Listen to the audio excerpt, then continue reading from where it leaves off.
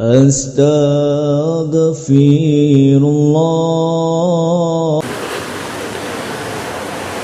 Mudah-mudahan masih bisa kedengaran karena memang hujannya agak berisik.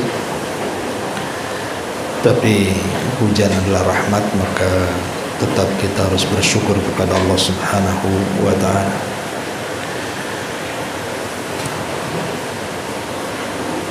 Baik, kita mulai. Bismillah, wassalatu wassalamu ala rasulillah wa ala alihi wa sahbihi wa mawalah, wa la hawla wa la quwata illa billahi wa ba'd. Ma'asyiral muslimat yang dimuliakan Allah Subhanahu wa ta'ala, kita masih melanjutkan kajian fikih salat. Dan kemarin kita sudah menjelaskan tentang kedudukan salat dalam Islam dan keutamaannya. Maka kita lanjut. Pada pertemuan kali ini kita akan membahas seputar salat-salat sunnah. Baru kemudian kita bicara tentang salat-salat wajib. Ma'asyiral muslimat yang dimuliakan Allah Subhanahu wa ta'ala, salat sunnah itu banyak ragam dan macamnya, dan masing-masing salat sunnah ini memiliki keutamaan sendiri-sendiri yang luar biasa. Walaupun tentunya ada salat sunnah itu yang lebih afdal dibandingkan sunnah yang lainnya, karena salat sunnah itu kan tingkatan-tingkatan. Tapi secara umum bahwa keutamaan salat sunnah di dalam Islam juga luar biasa. Pertama, kemarin sudah saya singgung bahwa amalan yang pertama kali akan ditanya oleh Allah Subhanahu wa ta'ala adalah tentang salatnya. Tentu yang pertama ditanyalah salat wajib yang 5 waktu, zuhur, asar, maghrib, isya, subuh, dan begitu rutinitas sehari-hari, 5 waktu salat. Tetapi bukan berarti salat sunnah itu juga tidak penting. Bahkan sangat penting sekali, karena salat sunnah ini menopang salat wajib. Karena ada 3 perkara yang disebutkan para ulama tentang hal-hal yang bisa menyempurnakan kewajiban salat wajib yang 5 waktu. Pertama, salat sunnah. Jadi salat sunnah itu adalah salat yang bisa menyempurnakan salat wajib. Karena begini Bu, sehebat apapun salat wajib yang ibu lakukan, pasti dalam salat itu ada hal-hal sebentar Bu, saya lupa mematikan lampu mobil, takut habis akinya Bu.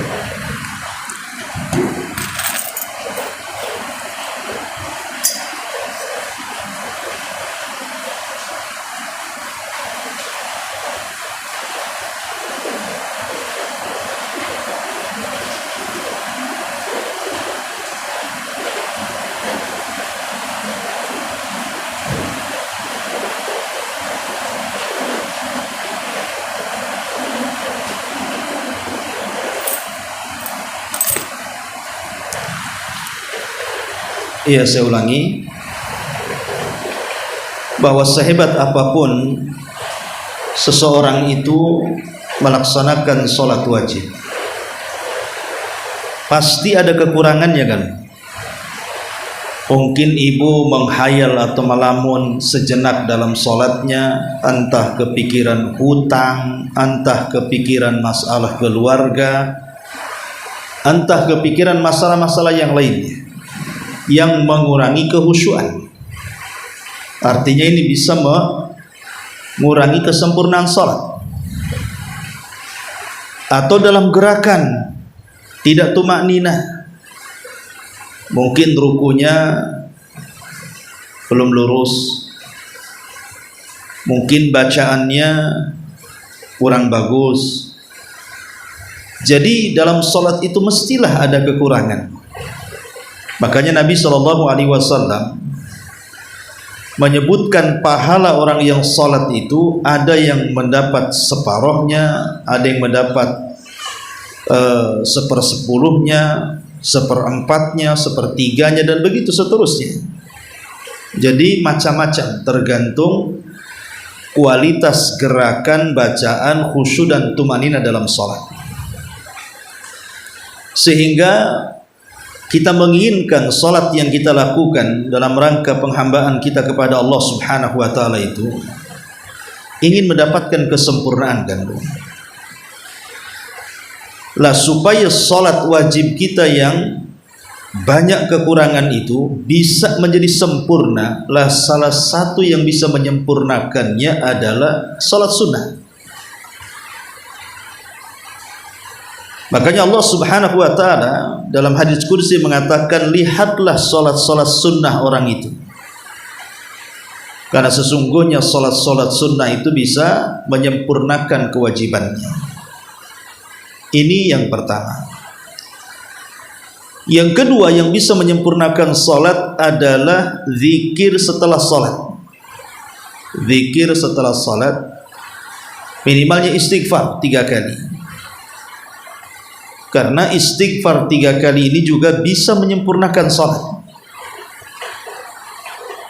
Dan arti istighfar itu artinya kita meminta kepada Allah Subhanahu wa ta'ala agar kekurangan-kekurangan sholat itu ditutupi, dan kalaupun ada hal-hal yang menyimpang dalam sholat yang mengakibatkan dia dihisab bahkan diazab pada hari kiamat, maka minta kepada Allah agar tidak diazab. Makanya zikir dalam sholat itu penting. Dan yang ketiga tentu sujud sahwi, itu juga bisa menempel sholat. Ma'asyiral muslimat yang dimuliakan Allah Subhanahu wa ta'ala, inilah kenapa kemudian sholat sunnah juga tidak bisa dianggap remeh. Yang kedua, sholat sunnah juga bisa menghapuskan dosa-dosa dan meningkatkan derajat. Sebagaimana hadis Ma'dan bin Abi Talha al-Yamari radhiyallahu anhu, dia berkata, aku pernah berjumpa dengan Thauban, budak yang dimerdekakan Rasul itu. Lalu aku bertanya kepada Thauban, beritahu kepadaku satu amalan yang karenanya Allah memasukkan aku ke dalam surga. Kemudian Thauban pun terdiam, tidak menjawab. Kemudian ditanya lagi sampai 2 kali, dia pun tidak mau jawab juga. Sampai yang ketiga kali baru Thauban kemudian mengatakan, aku pernah menanyakan hal itu kepada Nabi SAW. Apa jawaban Nabi SAW? Alaika bi kathratis sujudi lillahi fa innaka la tasjuda lillahi sajdatan illa rafa'akallahu biha darajatan wa hatta anka biha atau wa hutta anka biha khati'atun. Kata Nabi SAW, hendaklah engkau memperbanyak sujud. Artinya memperbanyak salat. Bukan hanya yang wajib, tapi juga yang sunnah-sunnahnya. Tentu dilakukan karena Allah. Karena tidaklah engkau, kata Rasul, memperbanyak sujud karena Allah, melainkan Allah akan angkat derajatmu dan Allah akan hapus kesalahan. Ini pun diantara keistimewaan salat sunnah. akan dihapus dosa-dosanya dan diangkat derajatnya. Kemudian yang ketiga, memperbanyak salat sunnah itu Bu, menjadikan kita akan dekat dengan Nabi. Karena kita di dunia tidak pernah berjumpa Nabi, tentu kita rindu ingin berjumpa Nabi dan berdekatan dengan Nabi. Tapi bukan mustahil kita akan berjumpa dengan Nabi dan duduk bersama Nabi kalau Allah takdirkan kita masuk surga.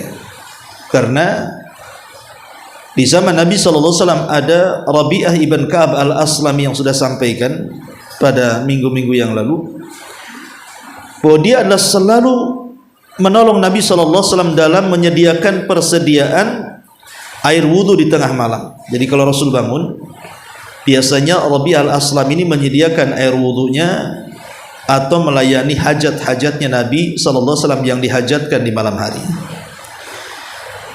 Karena Nabi SAW manusia yang selalu al-wafa, membalas kebaikan jauh lebih baik daripada orang berbuat baik kepada dia. Maka Rasul bertanya kepada Rabi'ah ibn Ka'ab al-Aslami dan mengatakan kepada Rabi'ah al-Aslami ini, engkau sudah banyak membantuku wahai Rabi'ah, maka mintalah sesuatu kepadaku. Maka Rabi'ah ibn Ka'ab al-Aslami mengatakan, aku tidak hendak apa-apa wahai Rasul kecuali inni uridu ma'aka fil jannah, aku hanya ingin menjadi temanmu di sorga. Maka Rasul mengatakan, baik, aku akan wujudkan keinginanmu, tapi bantulah aku. Kemudian Rabi'ah mengatakan, apa itu? Maka Rasul mengatakan, fa'inni ala nafsika bi kathrati as-sujudi, bantu mewujudkan keinginanmu dengan cara memperbanyak salat, memperbanyak sujud, memperbanyak salat. Artinya masuk salat wajib dan masuk salat sunnah. Ini yang ketiga. Yang keempat, kita tahu bahwa salat ini adalah sebaik-baik amalan, apakah salat wajib atau salat sunnah. Masih dari hadis Thauban radhiyallahu an, Nabi SAW mengatakan, istaqimu walan tuhsu wa'lamu anna khaira a'malikumus salatu wa la yuhafid 'alal wudu' illa mu'min. Istiqomahlah kalian, kata Rasul, dan sekali-kali kalian tidak dapat istiqomah dengan sempurna. Ketahuilah, sungguh amalan kalian yang paling utama adalah salat. Tidak ada yang menjaga wudu kecuali seorang mukmin. Dalam hadis ini Rasul mengatakan, amalan terbaik salat. Sesungguhnya sebaik-baik amal kalian, kata Rasul, adalah salat. Jadi dari sekian amalan yang Allah Subhanahu wa taala perintahkan kepada kita, tidaklah lebih baik dibandingkan salat. Ingat bahwa salat ini amalan yang paling baik, jangan pernah ditinggalkan walaupun itu salat sunnah, apalagi wajib. Ya. Ini yang keempat. Yang kelima, orang-orang yang menambah, memperbanyak yang sunnah setelah melaksanakan yang wajib, maka dia sadar ataupun tidak sadar, maka derajatnya akan sampai kepada kewalian, akan menjadi wali-wali Allah Subhanahu wa taala. Sebagaimana Allah Subhanahu wa taala mengatakan, ala inna awliya Allah la khaufun alaihim wa lahum yahzanun alladzina amanu wa kanu yattaqun. Ingatlah, sesungguhnya wali-wali Allah itu tidak ada kekhawatiran dalam hidupnya dan tidak pula ada kesedihan, dan mereka adalah orang-orang yang beriman dan bertakwa. Lah, salah satu sifat orang-orang yang bertakwa adalah orang yang menjalankan salat, sebagaimana Allah mengatakan di dalam surah Al-Baqarah awal-awal itu, ketika Allah mengatakan alif lam mim dzalikal kitabu la raiba fihi hudal lil muttaqin, kemudian Allah Subhanahu wa taala menyebutkan ciri-ciri lil muttaqin, bagi orang yang bertakwa itu siapa. Maka Allah melanjutkan kata-katanya atau firman-Nya, alladzina yuqimuna as-shalah. Salah satunya adalah orang yang menegakkan salat. Jadi orang-orang yang suka melaksanakan salat sunnah setelah yang wajib, maka derajatnya akan diangkat menjadi wali Allah. Dan itu lebih kuat disebutkan dalam hadis Rasul, di mana Nabi SAW bersabda dalam hadis Bukhari itu, innallaha qala man 'ada li waliyan faqad adzantuhu bil harbi. Barang siapa yang memerangi wali-waliku, artinya kekasih Allah, wali-waliku kata Allah, maka aku akan mengumumkan perang melawannya. Kemudian Rasul mengatakan, wa ma taqarraba ilayya 'abdi bi syai'in ahabba ilayya mimma aftaradtu alaihi wa ma yazalu 'abdi yataqarrabu ilayya bin nawafil hatta uhibbahu. Kata Allah Subhanahu wa taala dalam firman-Nya dalam hadis qudsi ini, hambaku senantiasa mendekatkan daripada aku dengan amalan wajib yang kucintai. Dan ketika hambaku senantiasa mendekatkan kepadaku, bukan hanya mencukupkan yang wajib ya, tetapi juga amalan-amalan sunnah, maka aku semakin mencintainya. Lihat, hadis ini menunjukkan bahwa ketika Allah Subhanahu wa taala menyebutkan tentang wali-wali kekasih-kekasihnya, kemudian Rasulullah SAW menyebutkan tentang salat wajib dan salat sunnah. Jadi orang yang memperbanyak salat wajib kemudian salat sunnah, maka mereka akan menjadi wali-wali Allah, orang-orang yang Allah Subhanahu wa taala kasihi dan Allah cintai. Dan itu luar biasa ketika kita mendapatkan kecintaan Allah kemudian Allah angkat menjadi wali-walinya. Ma'asyiral muslimat yang dimuliakan Allah Subhanahu wa taala, dan tentunya banyak lagi secara umum tentang keutamaan salat-salat sunnah. Baik, kita mulai pembagian daripada pembagian salat sunnah. Ma'asyiral muslimat yang dimuliakan Allah Subhanahu wa taala, tadi saya singgung di mukaddimah bahwa salat sunnah ini beragam macam dan bertingkat-tingkat keutamaannya di sisi Allah Subhanahu wa taala. Tentu dari sekian salat sunnah yang kita sudah pahami, ada yang disebut dengan salat sunnah rawatib, ada yang disebut dengan salat sunnah ar-rawatib. Apa salat sunnah ar-rawatib itu? Dijelaskan dalam hadis Ummu Habibah radhiyallahu anha, Nabi sallallahu alaihi wasallam bersabda, man shalla thintai asyrata rak'atan fi yaumin wa lailatin banallahu lahu baitan fil jannah. Wa jaa tahdiduha inda Tirmidzi arba'un qabla dhuhri wa thintani ba'daha wa thintani ba'dal maghribi wa thintani ba'dal isya'i wa thintani qabla al-fajri. Kata Nabi SAW, siapa yang menjaga 12 rakaat, ini disebut dengan rawatib namanya, di malam dan siang hari, maka pahalanya Allah akan bangunkan baginya satu istana di surga. Jadi kalau ibu dari tadi subuh melaksanakan 2 rakaat fajar, kemudian nanti zuhur, asar, maghrib, isya, dan sampai subuh kembali, ibu melakukan 12 rawatib ataupun 12 rakaat yang disebut dengan rawatib, maka dalam satu hari ibu akan dihadiahi satu istana di sorga. Subhanallah kan bu?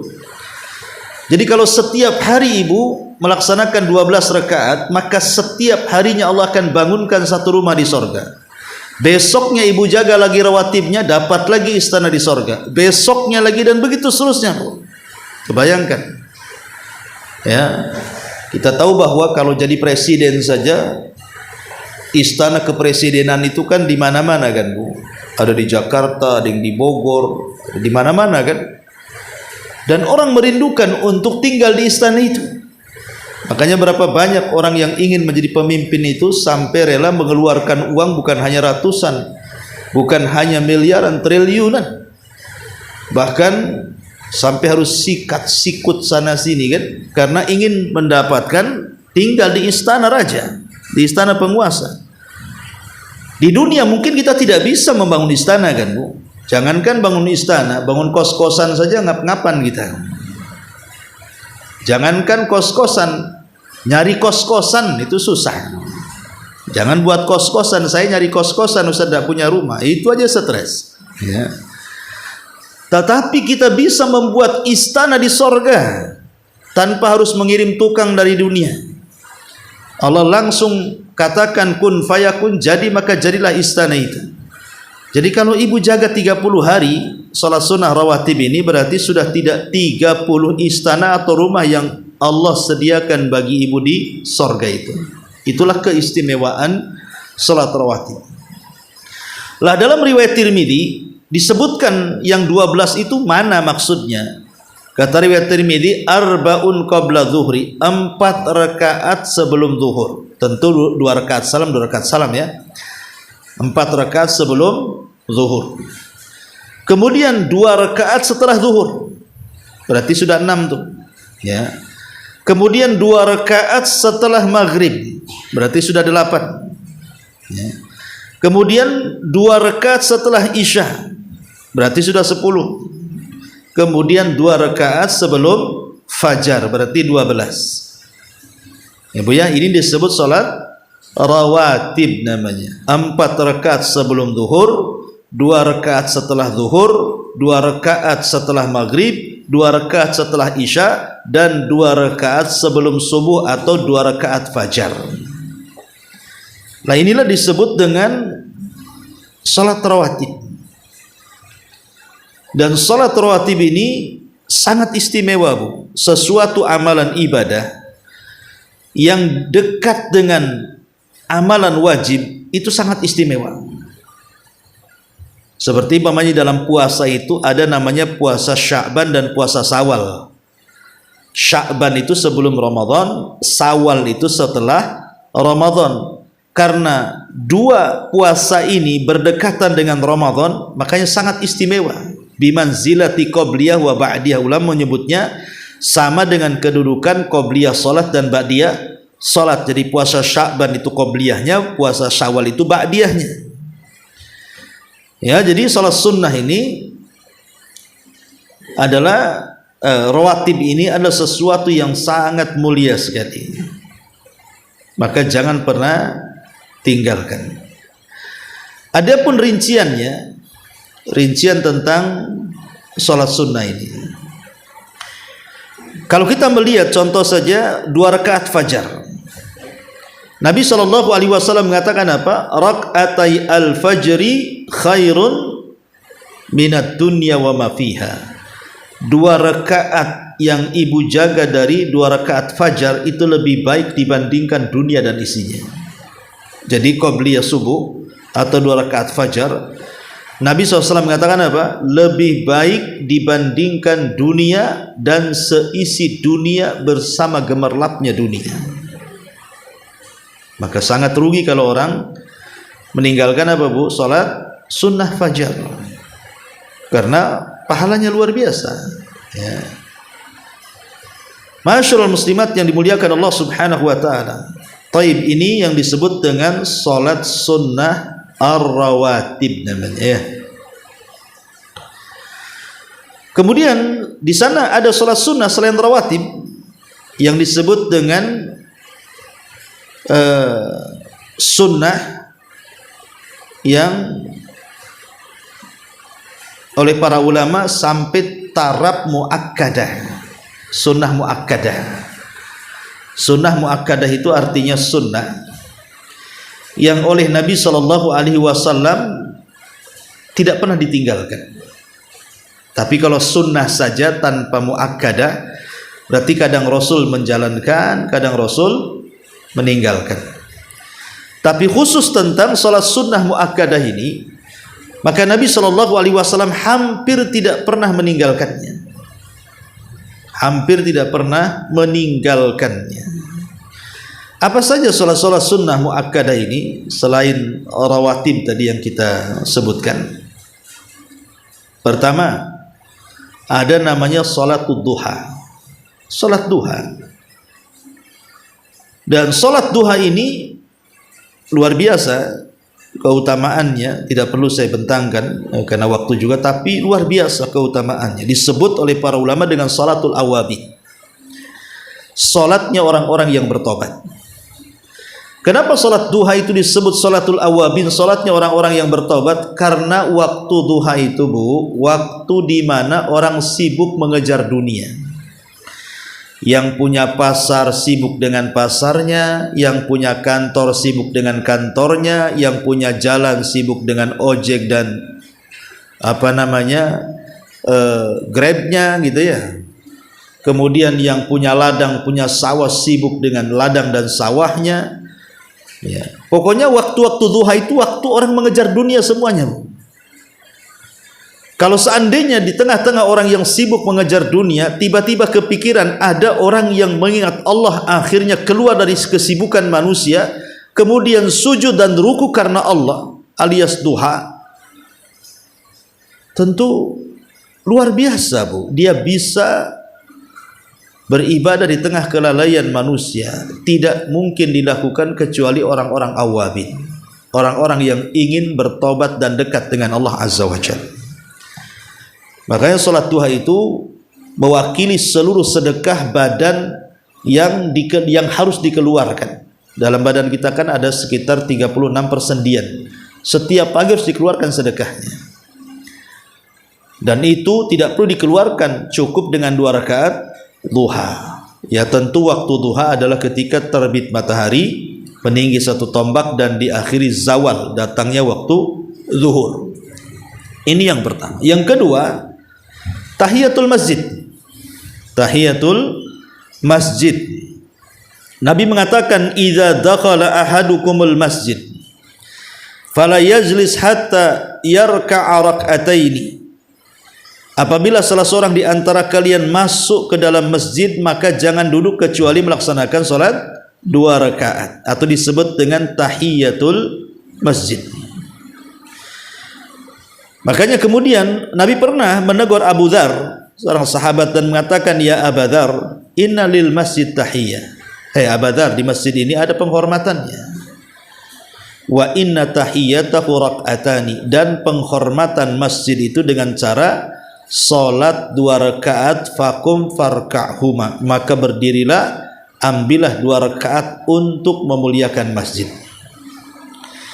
Dari sini kita tahu bahwa salat sunnah muakkadah yang kedua adalah tahiyatul masjid. Jadi kalau ibu mungkin ada pengajian di masjid, kemudian masuk masjid, maka sebelum mendengarkan pengajian salat 2 rakaat. Atau ibu memang menyengaja ingin sholat di masjid, nggak masalah seorang wanita sholat di masjid berjamaah, asal sesuai dengan syarat kan yang sudah dijelaskan. Maka sebelum melaksanakan sholat wajib ada waktu sholat 2 rakaat, lakukan sholat 2 rakaat, niatkan sebagai tahiyat, penghormatan terhadap masjid. Ini yang kedua. Masyaallah muslimat yang dimuliakan Allah Subhanahu wa taala, tentu apakah semua masjid? Ya, semua masjid kecuali Masjidil Haram. Ibu ya, kalau ibu umrah atau haji kan mesti masuk Masjidil Haram tuh. Semua masjid disunahkan untuk tahiyatul masjid, salat 2 rakaat, kecuali Masjidil Haram, Bu. Kalau Masjidil Haram itu justru disunahkan untuk tawaf. Ya, disunahkan untuk tawaf. Masuk ke Masjidil Haram, kemudian ibu langsung masuk ke areal Ka'bah, kemudian ibu keliling 7 putaran, maka itu sebagai pengganti daripada tawaf. Kalau seandainya seseorang itu terhalang dengan tawaf, mungkin karena ada hal-hal yang dia tidak bisa tawaf karena kondisi sehat gitu ya, maka boleh seseorang menggantikan dengan tahiyatul masjid, tapi tawaf dulu. Kalau tidak bisa baru tahiyatul masjid. Kalau tidak bisa juga tahiyatul masjid karena mungkin ada hadas atau yang lainnya, maka boleh seseorang itu bertasbih dengan 4 kalimat. Subhanallah, walhamdulillah, wala ilaha illallah, Allahu akbar. Itu kalau adab masuk Masjidil Al-Haram, ya. Ini yang kedua ya, tahiyatul masjid. Yang ketiga ada namanya salatut tahajud. Dan salatut tahajud itu bagian daripada qiyamul lail. Qiyam lail ini, mendirikan malam itu tidak mesti dengan salat, Bu.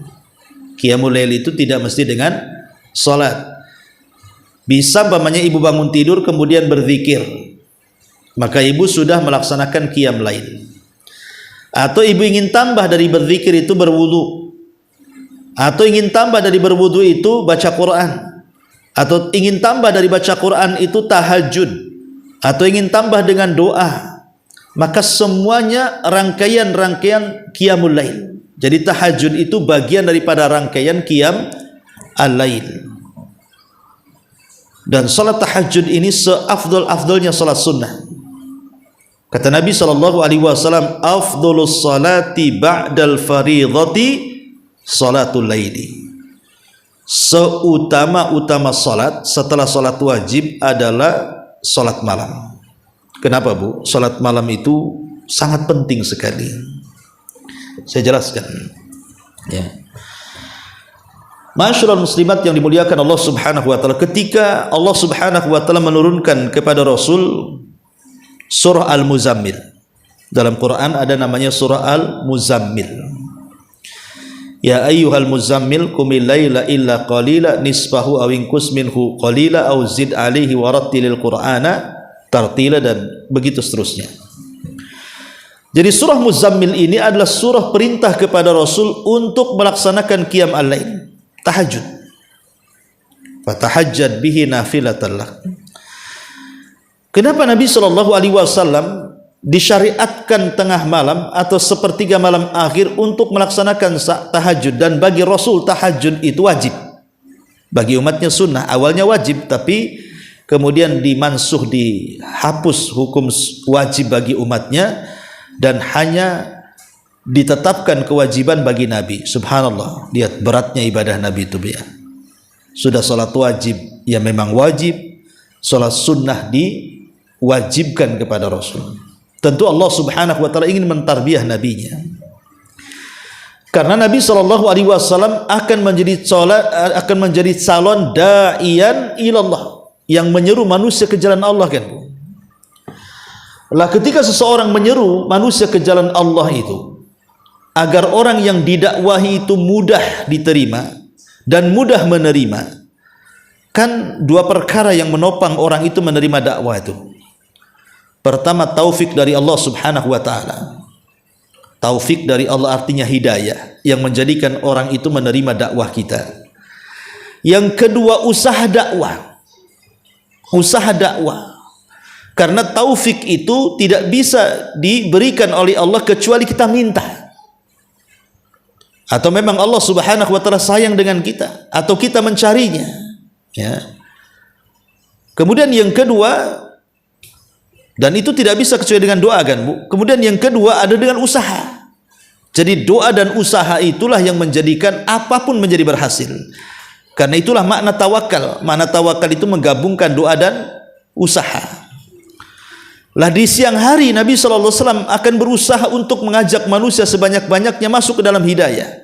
Di malam hari dia meminta kepada Allah agar orang-orang yang didakwahinya itu menerima dakwahnya. Makanya bagi seorang dai penting tahajud itu, karena seseorang dai atau daiyah, umpamanya ibu ingin memberikan dakwah kepada keluarga, mungkin ada saudaranya yang belum sholat, orang tuanya yang belum sholat, masih keras kepala, masih belum kenal sunnah, susah didakwahi, kan ada orang-orang yang keras kepala dalam keluarga tuh, kan, Bu. Ya, jangan putus asa, Bu. Teruslah kemudian ajak mereka ke dalam sunnah. Kemudian di malam hari ibu bangun tahajud, meminta kepada Allah Subhanahu wa taala, dan katakan, ya Rabb, besok saya akan dakwahi si anu, besok saya akan dakwahi orang tua saya, saudara saya, kerabat saya, tolong berikan hidayah taufik kepada mereka. Siang harinya ibu dakwahi. Itu namanya menggabungkan amal dan usaha, kan, Bu? Lah kenapa tahajud ini penting? Ya, jadi dan tahajud itu sebaik-baik salat sunnah karena mempengaruhi kehidupan manusia dari mulai pagi sampai siang. Contoh umpamanya ibu menyuruh suaminya bekerja. Bang, kerjalah bang. Saya bantu doa. Jadi itu namanya menggabungkan doa dan usaha. Ibu bangun tengah malam meminta kepada Allah agar pekerjaan suaminya lancar dan mudah. Lah suami terdorong dengan doa ibu kemudian melaksanakan pekerjaan. Makanya kenapa salat tahajud itu disebut seafdal-afdalnya salat? Karena itu mempengaruhi rahasia kehidupan kita, Bu. Ma'asyiral muslimat yang dimuliakan Allah Azza wa Jalla. Terlebih lagi di sepertiga malam akhir saat kita kemudian bangun, ada hadis Nabi mengatakan yanzilu rabbuna ila sama'id dunya fi kulli thuluthil lailil akhir wa dzalika kulla lailatin. Faqala Allah Azza wa Jalla li ibadihi man yad'uni fa astajibalah wa man yas'aluni fa u'tiyah wa man yastaghfiruni fa aghfiralah. Sesungguhnya Rabb kita setiap malam, khususnya sepertiga malam akhir, dia turun ke langit dunia. Kemudian Allah berfirman untuk kita. Apa firman-Nya? Siapa yang berdoa ku kabulkan, siapa yang minta ku kasih, siapa yang minta ampun ku ampuni dosa-dosanya. Subhanallah. Ya, lihat bagaimana Nabi SAW bersabda memberitahukan kepada kita bahwa setiap malam Allah menawarkan kekuatan dan kekuasaannya kepada kita. Makanya tahajud ini sangat luar biasa. Ini yang ketiga.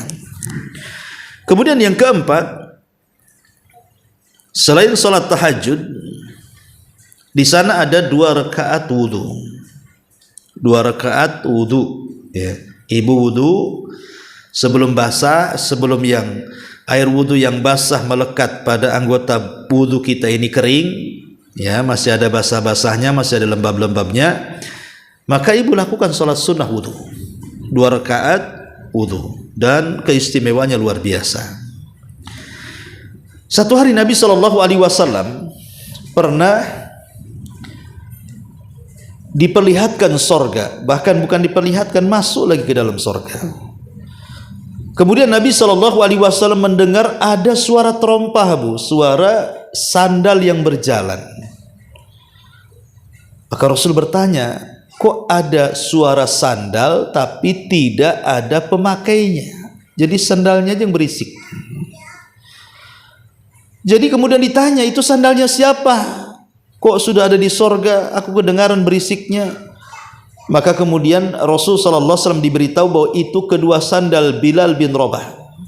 Kedua sandal Bilal ibn Rabah. Maka Rasul pun kemudian setelah peristiwa itu memanggil Bilal. Kemudian mengatakan, ya Bilal, inni sami'tu khashasataka fil jannah, madza tasna? Bilal, aku waktu di sorga mendengar suara terompah sandalmu. Ibadah apa yang kau lakukan sebenarnya? Maka Bilal menjawab, tidak ada wahai Rasul kecuali ma sallaitu ma tawaddatu wudhu'an illa wa qad sallaitu rak'atain. Tidaklah aku melakukan wudu kecuali setelahnya melaksanakan salat sunnah wudu. Dan Bilal dikenal tidak pernah meninggalkan 2 rakaat wudu. Istiqomah dia dengan itu. Makanya Bilal itu terkenal sahabat yang paling menjaga wudu. Kalau habis wudunya batal, wudu lagi, batal, wudu lagi, batal, wudu lagi. Luar biasa, Bu. Dia menjaga kesucian dirinya. Ya. Ma'asyiral muslimat yang dimuliakan Allah Subhanahu wa taala. Ini juga termasuk salat sunnah 2 rakaat wudu. Termasuk juga salatut tarawih. Salat tarawih, ya, salat tarawih di bulan Ramadan, ya. Sebenarnya salat tarawih itu bagian daripada qiyamul lail. Tetapi qiyamul lail yang diawalkan. Kalau tahajud itu kan qiyamul lail yang diakhirkan. Nah, istilahnya seperti itu. Tahajud, qiyam lail yang diakhirkan, tarawih, qiyam lail yang diawalkan. Dan tentang masalah ini Rasul mengatakan, man qama ramadhanan imanan wa ihtisaban ghufira lahu ma taqaddama min dhanbi. Barang siapa yang menegakkan di malam hari, ya mungkin dengan tarawih, dengan tahajud, dengan Quran, dengan yang lainnya, maka Allah akan ampuni dosa-dosanya. Ghufira lahu ma taqaddama min dhanbi, yang sudah berlalu dari dosanya. Nah, ini juga termasuk salat sunnah ya. Salat sunnah adalah salatut tarawih. Termasuk juga salat al-istikharah, Bu. Salat istikharah. Salat istikharah itu kalau ibu ada dua pilihan yang tidak bisa kecuali harus memilih dua-duanya, maka istikharah. Ya. Kalau ibu punya anak putri, ada dua yang melamar. Jadi anak putri ibu dilamar oleh dua santri Jabal Uhud umpamanya. Yang satu hafalannya 15 juz tapi ganteng, yang satu 30 juz kurang ganteng pula. Yang satu 30 juz ya biasa gitu ya tampangnya, yang satu pula ganteng tapi pula separuh Quran dia hafal. Nggak mungkin lah dua-duanya diterima, ya kan? Nggak mungkin dua-duanya diterima. Maka ibu istikharah, bilang sama suami kita istikharah, karena namanya anak gadis itu pilihannya tetap orang tua. Tapi kalau janda itu pilihannya kembali kepada orangnya, orang tua itu hanya merestui saja. Tapi kalau gadis, maka orang tua intervensi boleh. Nak, jangan yang itu, nggak bagus akhlaknya. Nak, jangan yang ini begini, boleh orang tua intervensi. Tapi jangan dikawinkan paksa, ya, karena kawin paksa ini kalau sampai tidak ridho tidak sah, fasakh nikahnya, seperti kisah Datuk Maringgi itu. Jadi ya kita kasih pilihan, nah ini bagus. Makanya kenapa supaya anak itu nurut sama orang tua, ngikuti pilihan orang tua yang terbaik bagi anaknya. Makanya doktrin dari kecil anak gadis itu. Dan jangan dikasih handphone, pasti dia cari jodoh di Facebook atau di TikTok kan gitu. Sekarang kan banyak filter, Bu. Ganteng, rupanya hitam pula orangnya. Pakai filter rupanya. Ya, jadi macam-macam peristiwa. Makanya surat istikharah itu penting supaya Allah yang memilihkan.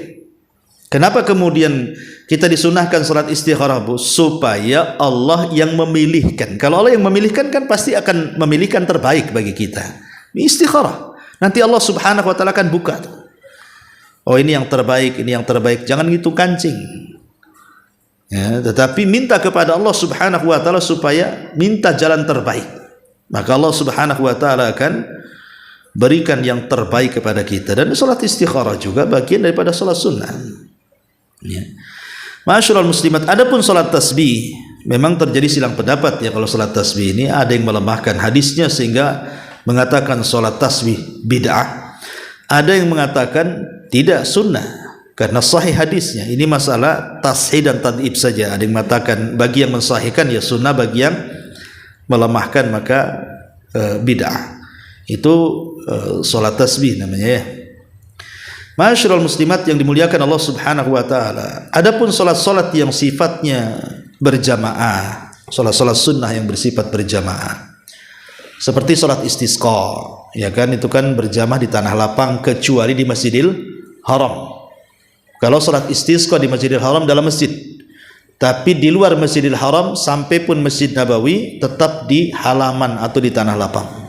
Ya. Kemudian selain salat istisqa, salat minta hujan, di sana ada salat kusuf namanya, Ibu ya. Salat kusuf itu salat gerhana, dan gerhana itu ada dua macam, ada kusuf, ada khusuf, ada pakai kaf, ada pakai kha. Kusuf, khusuf. Lihat gerhananya, karena gerhana dua macam, ada matahari dan bulan. Kalau matahari disebut kusuf, kalau bulan disebut khusuf namanya. Lah, dua-duanya juga disunahkan di tanah lapang kecuali di Masjidil Haram, di dalam masjid. Itu juga sunnah, rame-rame gitu ya. Salat gerhana sampai terang dan disunahkan dipanjangkan bacaannya. Ya. Kemudian ada namanya salat Id, dan salat Id juga ada dua, ada Idul Fitri, ada Idul Adha, dan itu dianjurkan di tanah lapang. Dan bagi wanita yang haid pun tetap dianjurkan hadir di tanah lapang walaupun tidak salat tapi mendengarkan khutbah. Ya. Jadi itulah diantara salat-salat sunnah yang bersifat berjamaah tadi. Ma'asyiral muslimat yang dimuliakan Allah Azza wa Jalla, ada yang disebut dengan salat mutlak, Bu. Ada yang disebut dengan salat sunnah mutlak. Salat sunnah mutlak ini dia tidak ada hitungannya. 2 rakaat salam, 2 rakaat salam, 2 rakaat salam, terserah mau berapapun, itu disebut mutlak.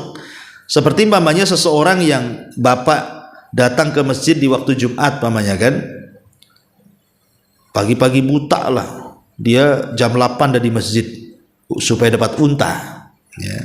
Jadi jam 8 itu dia di masjid, maka dari jam 8 sampai khotib naik mimbar boleh si bapak ini melaksanakan 2 rakaat salam, 2 rakaat salam, 2 rakaat salam terus sampai khotib naik mimbar tanpa dihitung berapa rakaat. Itu namanya salat sunnah mutlak, Bu. Salat sunnah mutlak, ya kan? Kemudian ada salat sunnah yang bukan rawatib.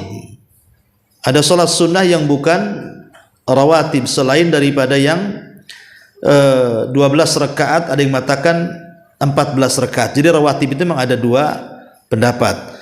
Ada yang mengatakan 12 rakaat, ada yang mengatakan 14 rakaat. Yang 12 sudah jelas tadi hitungannya, tapi yang 14 ditambah dengan 2 rakaat setelah zuhur. Jadi setelah zuhurnya 4 rakaat, sebelum zuhurnya 4 rakaat. Tapi bagi yang mengatakan 12, sebelum zuhurnya 4 rakaat, setelah zuhurnya 2 rakaat. Berarti yang 2 rakaatnya bukan ba'diyah. Itu saja di situ perbedaannya. Tapi di sana ada salat sunnah nafilah saja. Seperti mamanya sebelum maghrib, maka bisa dilakukan, bisa tidak tergantung waktunya. Ibu ada waktu ya lakukan, nggak ada waktu ya sudah. Kemudian juga sebelum asar, 4 rakaat sebelum asar. Jadi 4 rakaat sebelum asar itu salat sunnah biasa. Ataupun 2 rakaat sebelum isya. Dan itu berdasarkan hadis Nabi SAW, likulli adzanaini salatun, setiap di antara 2 adzan, maksudnya adzan dan qomat itu ada salat. Itu disebut dengan salat sunnah nafilah ghair yang bukan rawatib ya. Ma'asyiral muslimat yang dimuliakan Allah Azza wa Jalla, tetapi salat-salat sunnah ini, Bu, ada waktu-waktu yang tidak boleh seseorang salat di situ. Pertama, setelah salat subuh sampai terbit matahari, tidak boleh melaksanakan salat sunnah di situ. Yang kedua, terbit matahari sampai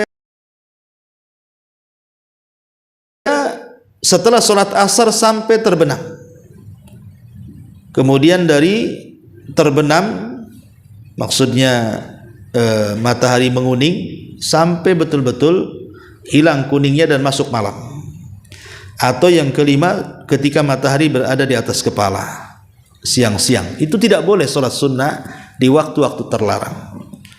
Tetapi yang dimaksud larangan di waktu-waktu ini adalah sholat sunnah yang selain dzatul asbab. Adapun sholat sunnah dzatul asbab bisa dilakukan di waktu larangan atau di luar waktu larangan. Maksudnya sholat sunnah dzatul asbab itu sholat sunnah yang ada sebabnya. Masuk masjid sholat, ya karena sebab masuk masjid. Sholat jenazah, ya karena ada kematian. Sholat gerhana, karena ada gerhana. Nah, jadi sholat-sholat yang memiliki sebab maka bisa dilakukan baik di waktu larangan ataupun di luar waktu larangan. Ma'asyiral muslimat yang dimuliakan Allah, inilah diantara rincian secara singkat, Bu, karena juga waktu masih mengisi di tempat lain, tentang hukum-hukum atau tingkatan-tingkatan seputar sholat sunnah. Tapi yang saya tekankan adalah bagi ibu-ibu, sebuah hadis Nabi sallallahu alaihi wasallam, "Matsalul baitil ladzi yadhkurullaha fihi wal bait alladzi la yadhkurullahu fihi matsalul hayy wal mayyit." Rumah yang tidak ada orang yang mengingat Allah di dalamnya, rumah yang tidak ada orang yang mengingat Allah di dalamnya, dengan rumah yang senantiasa mengingat Allah dari para penghuninya, maka perbedaannya itu seperti orang mati dan hidup. Rasul menyebutkan rumah yang senantiasa orang-orang yang mengingat Allah dengan salat sunnah, baca Quran, zikir, berarti rumah itu hidup. Tetapi rumah itu kalau tidak ada salat sunnahnya, tidak ada baca Qurannya, tidak ada zikirnya, berarti rumah itu mati. Apa maknanya? Mati dan hidup di sini, mati, hidup dan mati di sini artinya hatinya. Jadi orang yang di rumahnya itu senantiasa salat, berzikir, baca Quran, berarti hati-hati orang yang di rumah itu hidup. Tapi kalau di rumah itu tidak ada salat, tidak ada zikir, tidak ada baca Quran, berarti hati-hati penghuninya mati. Dan bahaya kalau hati-hati penghuninya mati, hidayah susah masuk. Akan banyak pertengkaran, akan banyak masalah di dalamnya. Makanya kenapa salat sunnah itu sangat penting dilakukan di rumah, baik bagi laki-laki atau perempuan. Dan yang perempuan tentu lebih lagi, karena memang mereka wajib saja di rumah, apalagi yang sunnah. Tapi bagi laki-laki, tempat yang terbaik melaksanakan salat sunnah itu di rumah. Boleh di masjid, tapi sekali lagi tempat terbaik itu adalah di rumah, karena Nabi yang mengatakan, "Idza qada ahadukumus salata fi masjidihi falyaj'al li baitihi nasiban min salatihi fa innallaha ja'ilun fi baitihi min salatihi khairan." Apabila seseorang hendak mengqadha salatnya di masjid, sampai di masjid sudah bubar si bapak ini, pulang ke rumah, salat di rumah. Ya, karena Allah telah menjadikan kebaikan bagi orang yang salat di rumah. Wallahu alam, ini yang bisa sampaikan. Taib, sebelum saya akhiri, silahkan kalau ada yang bertanya.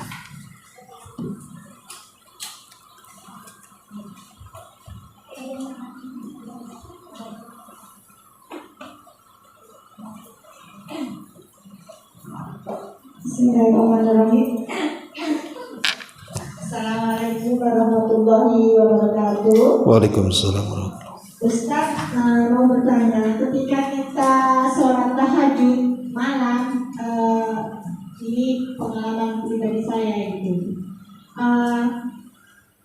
maksudnya itu sholat kita zikir, terus tiba-tiba berdoanya itu karena ngantuk, jadi nggak berdoa karena tadi disebutkan Allah itu suruh berdoa gitu kan, maksudnya minta apa untuk ampun gitu.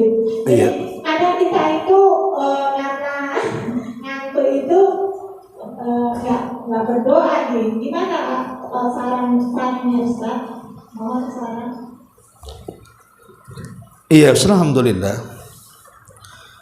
Iya, berdoa itu kan tidak mesti setelah sholat. Sebelum sholat juga bisa. Ya, kalau ibu ingin berdoa, ya berdoa, itu bagian daripada qiyamul lail. Kalaupun tidak berdoa, ya tidak ada masalah kalau ibu sudah tahajud. Sebaik-baik qiyamul lail itu kalau yang menggabungkan 5 perkara tadi. Dia berzikir, ya, dia berwudu, dia tahajud, dia baca Quran, dan dia bersedekah. Gimana Ustadz sedekah malam-malam? Transfer, Bu.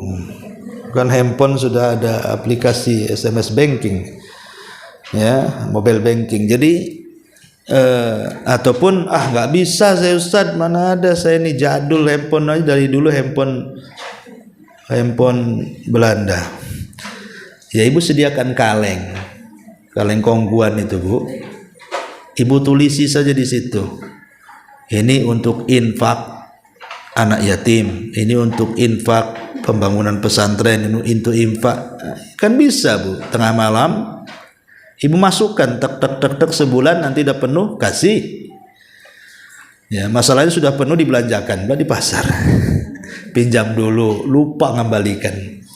Jadi bisa seseorang itu melaksanakan amal. Jadi tahajud itu salah satu dari qiyamul lail. salah satu dari qiyamul lail. Boleh mengambil tahajudnya saja, boleh mengambil doanya saja, bisa. Kalau malas sholat ya baca Quran. Kalau malas juga baca Quran ya berzikir. Kalau malas berzikir ya berwudu sajalah, udah habis itu tidur lagi ya. Tapi begini Bu, yang harus dipahami sholat malam itu ya, jangan terfokus tentang keutamaan yang besar bagi sholat malam sehingga seseorang akhirnya dilupakan dengan subuh. Ada orang yang menghabiskan malam dengan giatnya, dengan semangatnya, ketika datang subuh dia mengantuk, dia tidak semangat sholat subuh. Itu terbalik Bu. Lebih baik ibu tidak usah tahajud kalau subuhnya malas, karena subuh itu wajib Bu, hukumnya. Tahajud itu sunnah. Ngapain bela-bela yang sunnah kemudian memadaratkan yang wajib? Makanya kenapa Nabi SAW itu kalau setelah qiyamul lail beliau berbaring ke arah lambung kanan, namanya ittija, namanya itu sunnah, supaya ada istirahat setelah sholat malam. Setelah malam suntuk maka Rasul beristirahat untuk siap-siap melaksanakan subuh. Makanya apa kata Rasul? Falyastarih qaimuha falyastaiqid naimuha. Beristirahatlah bagi yang sudah tahajud sebelum subuh, dan bangunkan orang yang tidur untuk melaksanakan subuh. Dari sini, hadis ini menunjukkan bahwa selambat-lambatnya tidur seorang mukmin itu di azan pertama. Kalau seorang mukmin selambat-lambatnya bangun itu di azan pertama Bu. Kan azan subuh itu kan 2 kali Bu. Ada azan pertama, ada azan kedua, yang disebut dengan azan subuh. Azan pertama ini untuk membangunkan orang siap-siap sholat subuh. Ya sekitar 15-20 menit biasanya kan. Nah itu azan pertama. Ya, baru kemudian azan kedua. Lah selambat-lambatnya bangun seorang mukmin itu di azan pertama. Wallahu a'lam. Satu lagi Ustaz. Iya. Sholat tarawih ya kan? Sholat witir itu sebaiknya dilakukan 3 kali salam atau 2 kali dua atau saat 3 itu gimana Ustaz? Salat witir itu banyak macamnya, ibu bisa milih semuanya. Bisa milih yang 3 rakaat dengan 2 kali salam, bisa memilih 3 rakaat dengan 1 salam, bisa memilih 5 rakaat dengan 1 salam. Tetapi yang jadi persoalan, jangan samakan gaya sholat sunnah dengan sholat wajib. Seperti umpamanya ibu sholat witir 3 rakaat 1 salam, kemudian menggunakan 2 tasyahud. Apa bedanya dengan maghrib? Maka nggak boleh. Ya, maka tetap 3 rakaat itu sekali salam, tasyahudnya hanya sekali saja, tasyahud akhir. Kalau sholat wajib kan 2 tasyahud.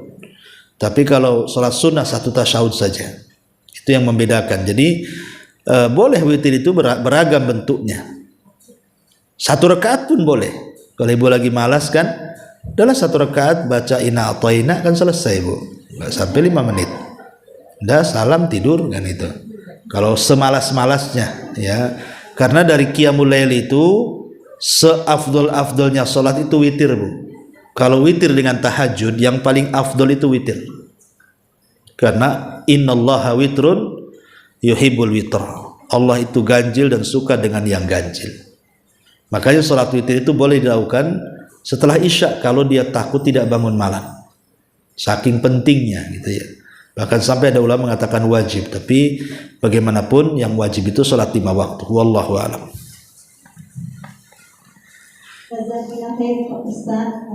Oh, jazakillah gimana? Saya laki-laki Bu. Ya. Baik. Sampai di sini aja Bu. Ini sudah hampir jam 10. Mudah-mudahan bermanfaat. Subhanakallahumma bihamdika asyhadu an la ilaha illa anta astaghfiruka wa atubu ilaik. Allahu ta'ala. Assalamualaikum warahmatullahi